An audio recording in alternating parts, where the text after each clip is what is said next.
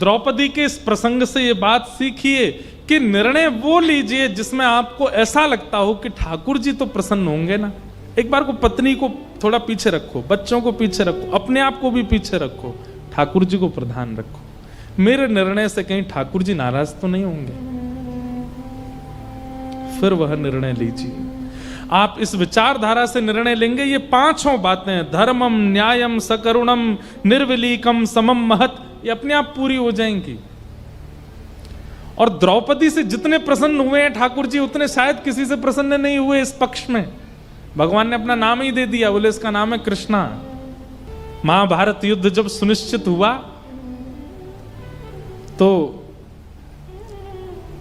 भगवान ने तो कह दिया था कि मैं शस्त्र अस्त्र नहीं उठाऊंगा, और जब भगवान ने यह कहा कि मैं अस्त्र शस्त्र नहीं उठाऊंगा तो दुर्योधन बोला एक काम करिए, फिर आप कौरव पक्ष में, महाराज जी वैसे हम तो बहुत बलवान हैं, आप एक काम करो, आप पांडवों के पक्ष में चले जाओ। बड़ा चतुर है दुर्योधन। ठाकुर जी उसे बोला, जैसे भगवान ने निर्णय लिया ना कि मैं शस्त्र नहीं उठाऊंगा, तो सब जब चले गए तो दुर्योधन एकांत में भगवान से बोला, देखो ठाकुर जी कुछ भी हो, पांडव हैं तो मेरे भैया, मुझे इनकी बड़ी चिंता रहती है। क्यों? हमारे पास तो सेना का बल भी बहुत है, अस्त्र शस्त्रों का बल भी बहुत है, योद्धाओं का बल भी बहुत है, लेकिन इनके पास ना तो अस्त्र शस्त्र है, ना सेना है, कुछ भी नहीं है। इसलिए मेरी तो ऐसी मान्यता है कि आप इनके पक्ष में ही रहो, कम से कम आप इनके संग रहेंगे तो मुझे ये सांत्वना रहेगी, चलो कोई तो एक बड़ा है इनके पास। भगवान बोले सब समझ रहा हूं मैं तेरी बात। और दुर्योधन भगवान की सेना लेकर के आ गया। भीष्म पितामह बैठे थे। भीष्म पितामह ने जैसे दुर्योधन को देखा तो दुर्योधन से बोले, ए दुर्योधन, तुम द्वारिका गए थे भगवान को लाने के लिए, क्यों नहीं लाए? बोले अरे क्या लाता? वो बोले कि मैं अस्त्र शस्त्र नहीं उठाऊंगा, और जो अस्त्र शस्त्र ही नहीं उठाएगा उसको लाने से क्या फायदा, मैं तो उनकी सेना लेके आ गया। मैंने कि और हंस के बोला, मैंने तो उनको जाके बोल दिया कि तुम पांडवों की तरफ ही चले जाओ, उनका क्या काम था यहाँ पे। भीष्म पितामह बोले, अरे मूर्ख, कितना गलत काम करके आया, तुझे क्या पता, वो कृष्ण हैं, कंस को मारने के लिए भी शस्त्र की आवश्यकता नहीं पड़ी थी उनको। मैं अपनी भाषा में कहूं तो क्वांटिटी और क्वालिटी, व्यापारी जितने बैठे हैं ध्यान से सुनना, क्वांटिटी और क्वालिटी। हमारा रुझान ज्यादातर किस तरफ होता है? क्वांटिटी की तरफ, संख्या अधिक होनी चाहिए सामग्री की, क्वालिटी पर ध्यान नहीं देते। भीष्म पितामह बोले तू क्वांटिटी तो ले आया, क्वालिटी तो वहीं दे आया, छोड़े आया श्री कृष्ण को। लेकिन भीष्म पितामह ने भी उस दिन प्रतिज्ञा ली, वासुदेव कर चक्र न धरहि तो तुमको मुख न दिखाऊं, लाजत है मेरी गंगा जननी में शंतनु सुत न कहाऊं।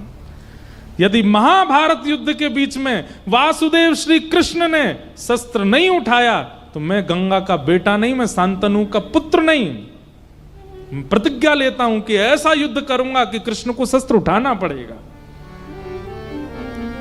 जब ये युद्ध में निर्णय ले लिया भीष्म पितामह ने, और युद्ध 10 दिन का हो गया, बहुत ध्यान से सुनना, बड़ी मधुर कथा।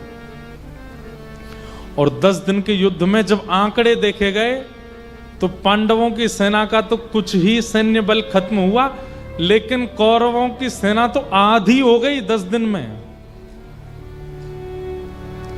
और तब दुर्योधन अपनी भौहें चढ़ा करके भीष्म पितामह के पास जाता है और कहता है, आप जैसे बड़े बुजुर्ग हमारे ऊपर बैठे हैं फिर भी हम हार रहे हैं, कहीं ऐसा तो नहीं खाते हमारा अन्न है, भला चाहते हैं पांडवों का।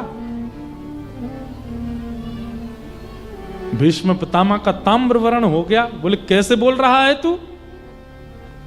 अरे तेरा अन्न खाने के लिए आया हूं क्या, यहां पर पांडव नहीं खिलाएंगे मुझे? दुर्योधन बोला तो फिर क्यों हार रहे हैं हम लोग, क्यों हमारी सेना खत्म हो रही है? क्या हमारे पास शस्त्र नहीं है, अस्त्र नहीं है, आप जैसे योद्धा नहीं है, फिर भी हार रहे हैं हम? भीष्म पितामह ने कहा, तुझे मृत्यु का बहुत भय है, जीतने की बहुत भूख लगी है तुझे। एक काम कर, तू भी पीछे रहना, सब लोग पीछे रहना, कल महाभारत युद्ध में सबसे आगे मेरा रथ खड़ा होगा और पूरी सेना का नेतृत्व कल मैं करूंगा। देखता हूं कैसे जीतते हैं ये पांडव। और सुन, एक बात और सुन। बोले क्या? आज अर्धरात्रि में मैं जब संध्या कर रहा हूंगा तब अपनी पत्नी भानुमति को भेजना मेरे पास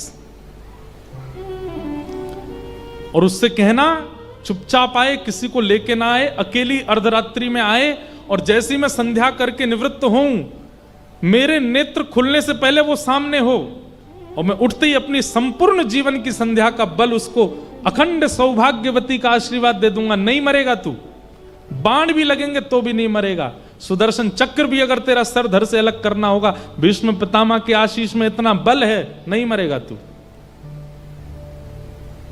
तेरी पत्नी को अखंड सौभाग्यवती का आशीर्वाद दे दूंगा मैं, जा।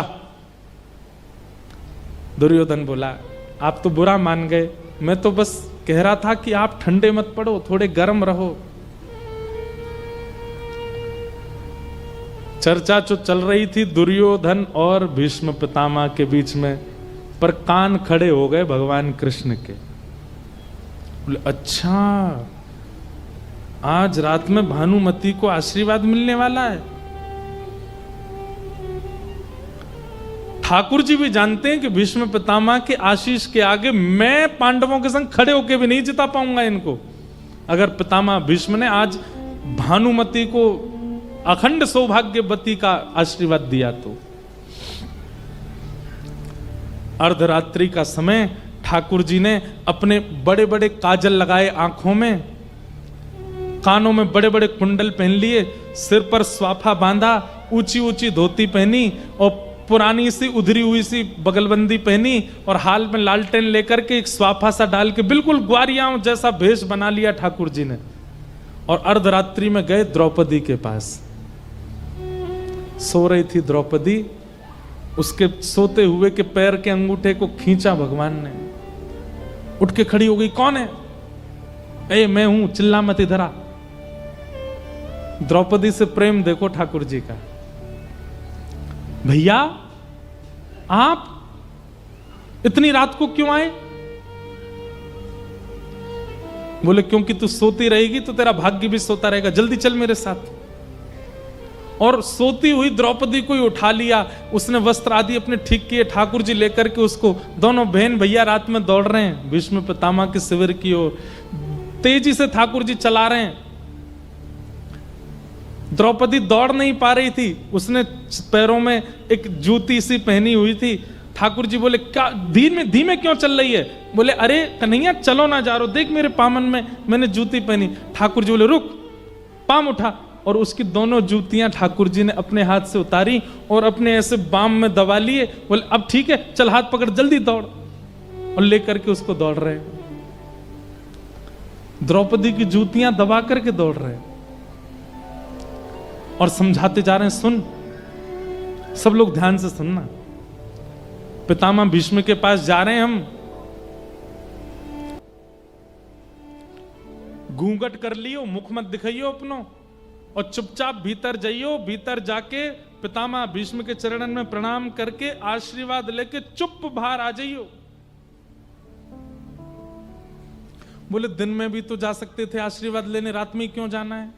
बोले सब बातें अभी नहीं बताऊंगा, बाद में बता दूंगा, बस जितना कह रहा हूं उतना करियो। और कहीं वो पूछें कि अकेली आई हो तो बस इतना कह दियो अकेली नहीं आई, हमारी गौशाला का ग्वारिया साथ में आया है, वो मुझे राखी बंधवाता है, मेरा भैया, ऐसा ऐसा करके कुछ कह दियो, नौकर आया हमारा। और तुरंत बस इस बात का ध्यान रखियो, आशीर्वाद लेती भगियो वहां से। द्रौपदी बोली ठीक है। ठाकुर जी तो बाहर ही रुक गए, द्रौपदी को भेजा जाओ भीतर। भानुमति आवे उससे पहले द्रौपदी पहुंच गई और घूंघट करके भीष्म पितामह के सामने जाकर के बैठ गई। भीष्म पितामह संध्या वंदन कर रहे थे और संध्या पूर्ण करके एक संत कह रहे थे कि भानुमति भी आ गई थी। भानुमति घुसने वाली थी, ठाकुर जी दौड़े दौड़े वहां के पास गए। बोले अरे आप यहां क्या कर रही हो? बोले मैं ठाकुर जी ने रूप बदल रखा था, पहचान में आ नहीं रहे थे। बोले मैं तो आपको ही ढूंढ रहा हूं इतनी देर से। बोले क्या हुआ? बोले दुर्योधन को हृदय में पीड़ा हो रही है, बहुत जोर से आपका नाम बोल रहा है, जल्दी जाओ उसके पास। भानुमति बोली अब भाई जिसके सौभाग्य का आशीर्वाद लेने आए उसी को ही अटैक पड़ रहा है तो चलो। दौड़ करके भानुमति गई दुर्योधन के पास, और वहां दुर्योधन चुपचाप बैठा था, शांत। भानुमति जैसे ही पहुंची, पतिदेव स्वामी क्या हुआ? बोले क्या हुआ? तो लिया ही आशीर्वाद, भीष्म पितामह मिल लिए? वो नहीं, मुझे तो एक ग्वारिया मिला, वो बोला कि तुम्हारे हृदय में दर्द हो रहा है, मैं तो दौड़ी। अरे तूने क्या किया? जल्दी जा दौड़ के। इतने में तो खेल कर दिया ठाकुर जी ने। अंदर द्रौपदी गई हुई थी।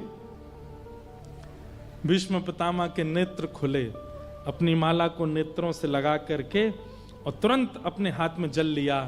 आ गई भानुमति? द्रौपदी बोली बोलना कुछ नहीं है, सिर हिलाई।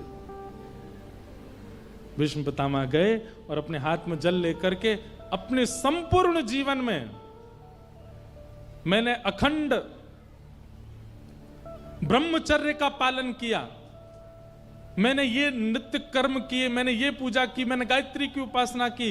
हे विधाता, संपूर्ण बल अखंड सौभाग्यवती का मैं आशीर्वाद देता हूं। और जल छोड़ करके और दोनों हाथों से अखंड सौभाग्यवती भव, द्रौपदी को आशीष दे दिया।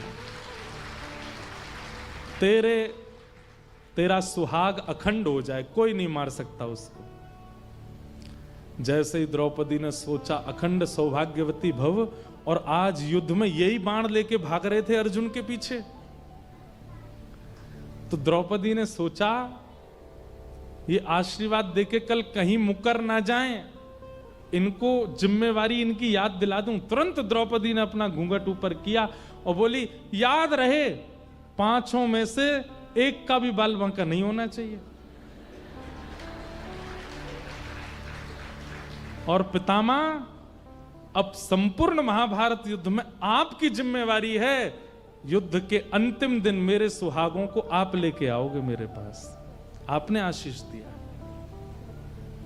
भीष्म पितामह घबरा गए। द्रौपदी, मैंने तो भानुमति को बुलाया था, तू कहां से आ गई यहां पे?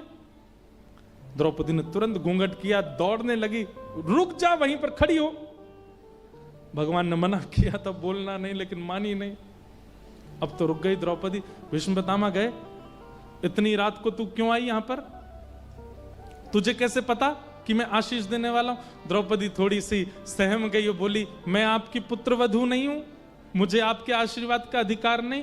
भीष्म पिता बोले नहीं नहीं, ऐसे मैं ऐसा नहीं कह रहा हूं, तू भी आशीर्वाद की अधिकारिणी है, लेकिन अब क्या करें, अब देना भानुमति को था पर द्रौपदी को मिल गया। यहां तो पूरा पासा ही पलट गया, पूरा पक्ष पांडवों के पक्ष में चला गया।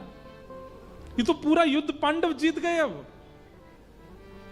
भीष्म पितामह थोड़े भावुक हो गए, बोले अब मैं कुछ नहीं कर सकता, अब तो विजय पांडवों की निश्चित है। कोई बात नहीं बेटा, तू सौभाग्यवती रहे, तू सदा प्रसन्न रहे, तू सदा आनंद में रहे, और अब तेरे पांडव विजयी होंगे। द्रौपदी बोले ठीक है मैं जाती हूं। थोड़ी देर में भीष्म पितामह का थोड़ा, बोले पांडवों की जीत होना, अर्धरात्रि में भानुमति का द्रौपदी में परिवर्तित हो जाना, ये कोई संयोग से कम तो नहीं है। ए द्रौपदी रुक रुक रुक रुक, अकेली आई है तू?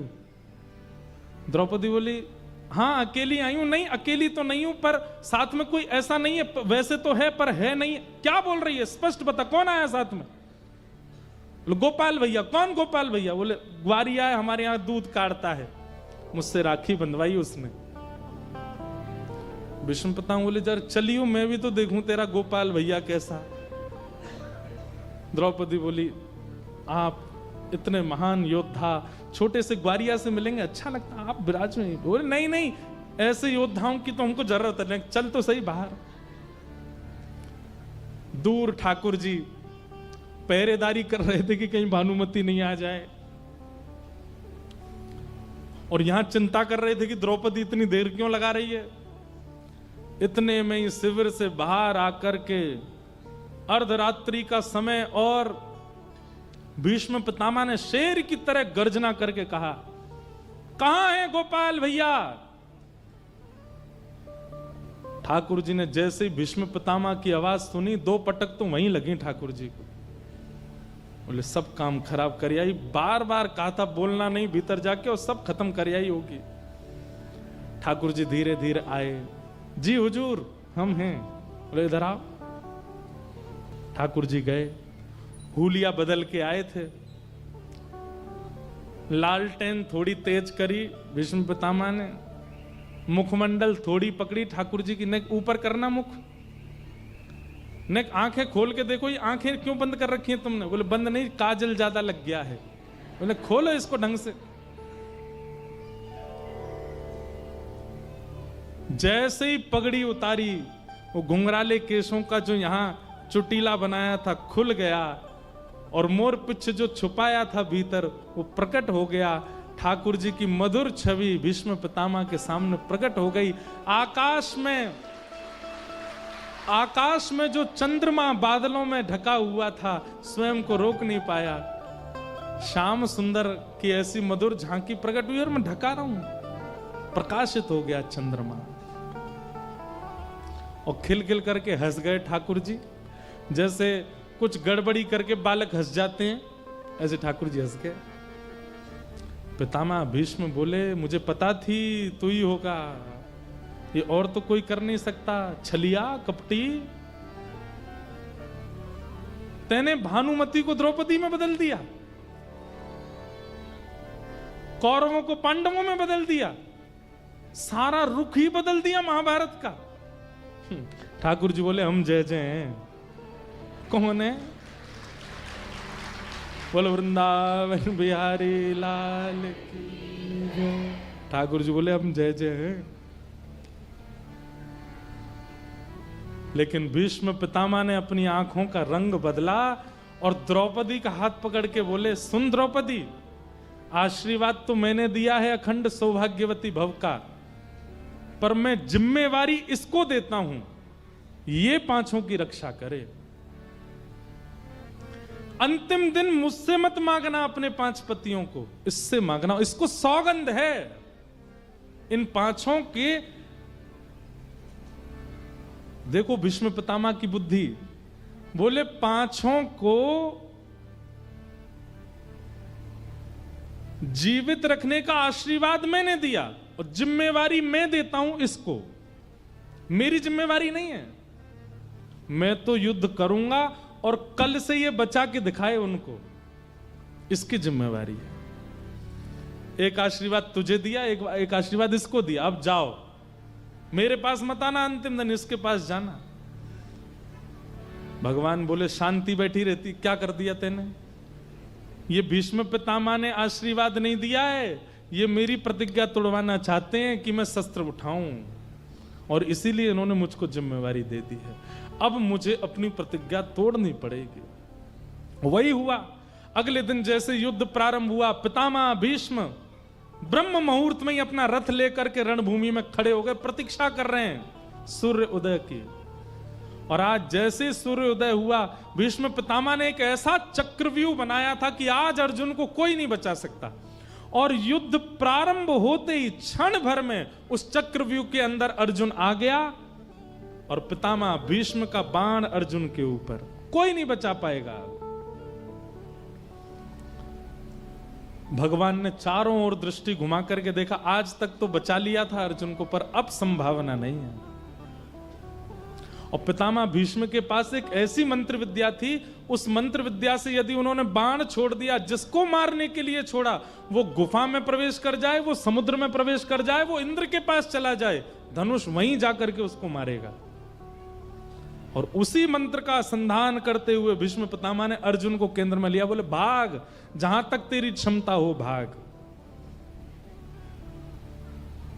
उस समय भगवान कृष्ण के पहली बार पसीने आ गए मुखमंडल पर। एक तरफ मेरी प्रतिज्ञा और दूसरी तरफ अर्जुन, तीसरी तरफ द्रौपदी को वचन।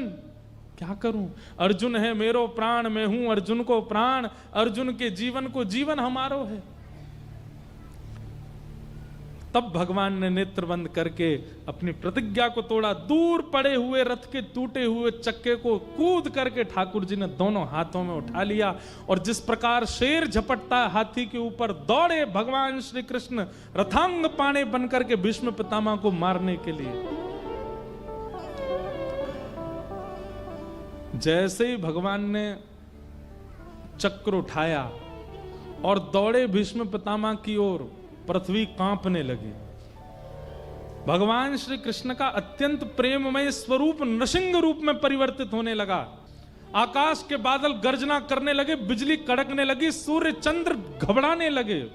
अब नूतन प्रलय हो जाएगा। ठाकुर जी ने अपनी प्रतिज्ञा तोड़ दी।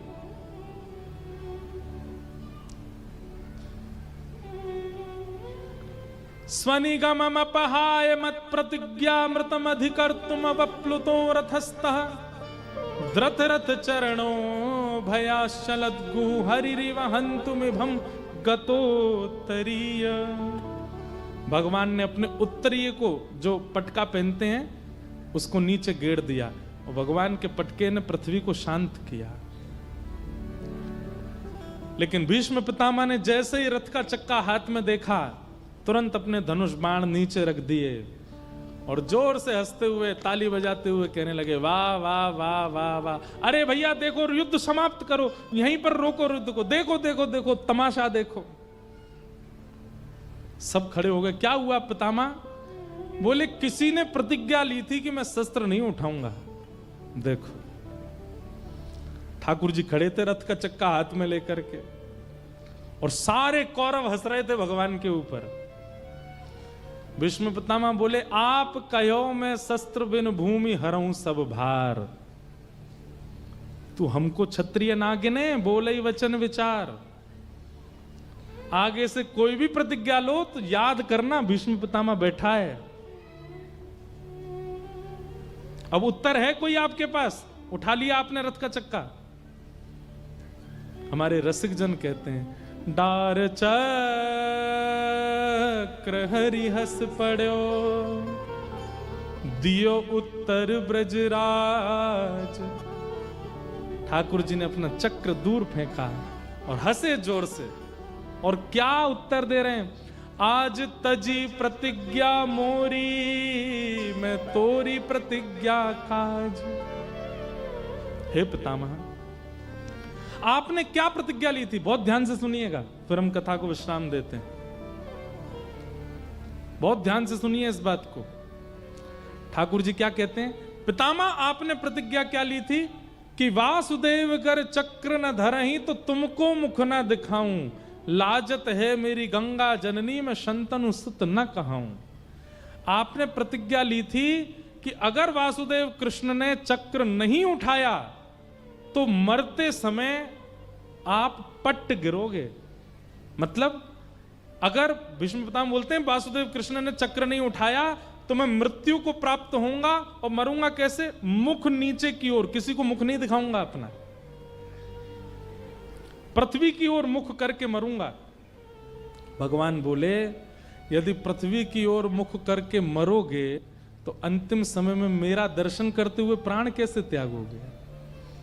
और अंतिम काल में यदि मेरा दर्शन तुमको नहीं हुआ प्राण त्यागते समय, तो तुम्हारी सदगति कैसे होगी भीष्म पितामह? इसलिए तुम कहीं मुख नीचे करके ना मरना पड़े, मेरा दर्शन करते हुए तुम्हारी मृत्यु हो, उसके लिए तुम्हारी प्रतिज्ञा का पूरा होना जरूरी था। इसलिए मैंने अपनी प्रतिज्ञा को तोड़ दिया ताकि तुम स्तुति गा सके। मतलब ठाकुर जी की प्रतिज्ञा तोड़ने में भी भीष्म पितामह की भलाई है। ऐसा निर्णय कौन कर सकता है जैसे श्री कृष्ण है। ठाकुर जी अपनी प्रतिज्ञा पर अड़े रहते तो भीष्म स्तुति जो भागवत में गाई गई है ये होती ही नहीं। पितामह भीष्म स्तुति गा ही नहीं पाते, मुख नीचे करके कैसे स्तुति गाते। भीष्म पितामह बाणों की सैया पर लेटे लेटे ठाकुर जी का दर्शन कर रहे हैं, ये भी भगवान की ही कृपा है भीष्म पितामह के ऊपर। ऐसा द्रौपदी से प्रेम है ठाकुर जी का, और इस प्रेम का कारण क्या है? दया, चित्त में दया।